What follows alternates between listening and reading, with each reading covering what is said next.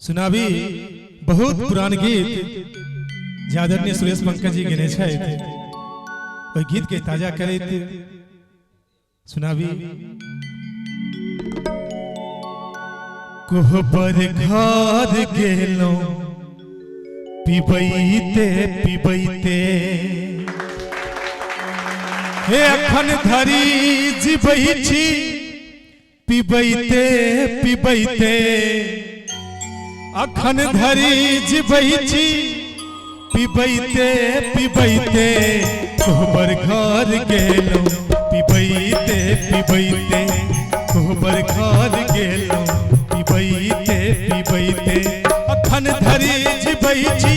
पिबैते पिबैते अखन धरी जीबै छी पिबैते पिबैते कोहबर घर गेलो पिबैते पिबैते कोहबर घर गेलो पिबैते पिबैते।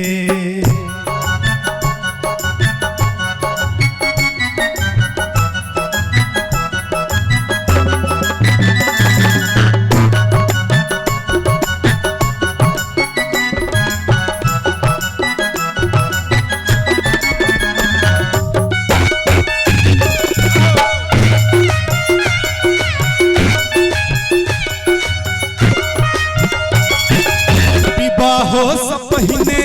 रही भोला भाला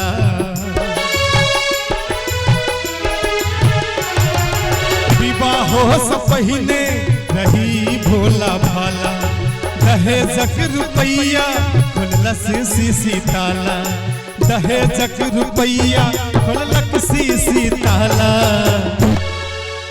ससुर घर गेलो पिबैते पिबैते ससुर घर गेलो पिबैते पिबैते अखन धरी जीबै छी पिबैते पिबैते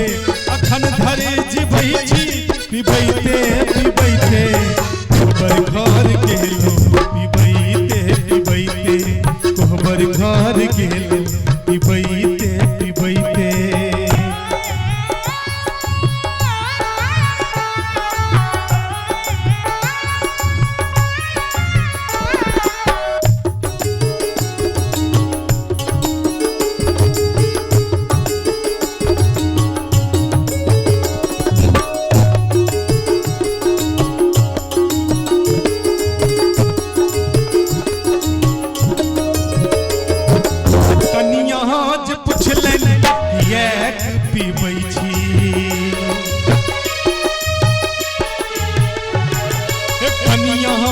पुछलन पिबै छी दहेजक रुपैया के ई की करै छी दहेजक रुपैया के ई की करै छी हे गमेलो हम सबटा पिबैते पिबैते गमेलो हम सबटा पिबैते पिबैते कोहबर घर गेलो पिबैते पिबैते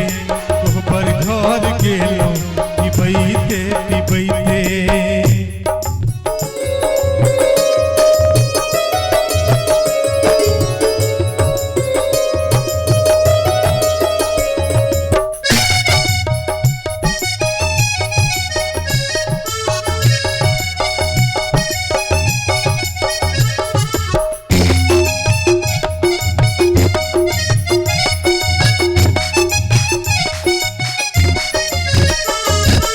दोषे अछम्मर बीबी हम दारू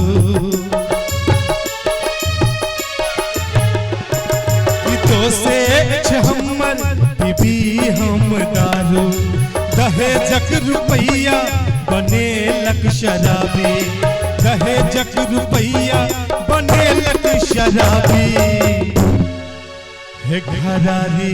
बिकाया पिबैते पिबैते घरारी बिकाया पिबैते पिबैते अखन धरी जीबै छी पिबैते पिबैते अखन धरी जीबै छी पिबैते पिबैते कोहबर घर गेलो पिबैते पिबैते कोहबर घर गेलो पिबैते पिबैते ससुर घर गेलो पिबैते पिबैते